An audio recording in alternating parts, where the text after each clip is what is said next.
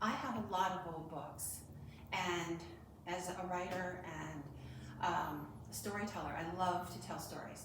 Hi, it's Patty Wilson, and I'm here at Fort Bedford again to tell you a tale. When I was reading through some very old documents, I came across a story from out around the St. Clairsville area. Now, I wanted to tell you the story because it was quite unique. You see, there was this old fellow who was a hermit who lived out there. He made his own little one-room log cabin, and he built his barn out of hay. It doesn't sound like it makes sense, but believe it or not, today they do build hay bale houses. This gentleman was way before his time.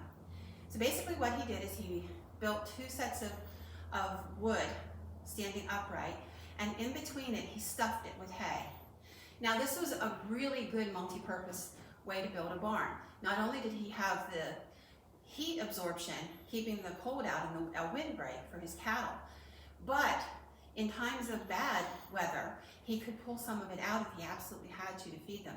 But more important than that, he could twist it into knots if he ran out of wood and burn it to keep himself warm, and that was done quite a bit. Now this hermit fella, he put himself out a couple really good hay fields this past summer, and he was looking to cut it, but you know, when you get to be old and grizzled, you just can't move like you used to. In the story, they described him as having a long white beard and long white hair that he tied back with a red silk ribbon. There was holes in his breeches and holes in his knees.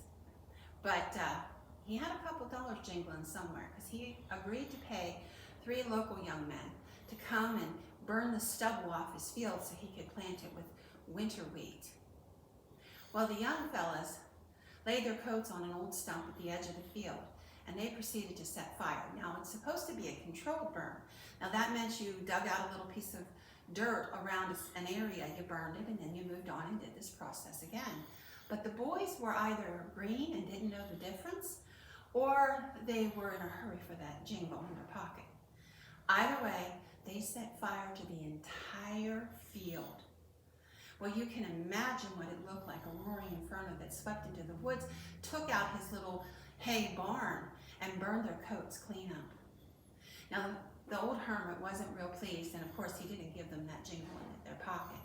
But they did spend the rest of the fall gathering up hay from the other field and rebuilding that barn. So even a hermit could get his revenge. He made them boys work out every penny that they lost.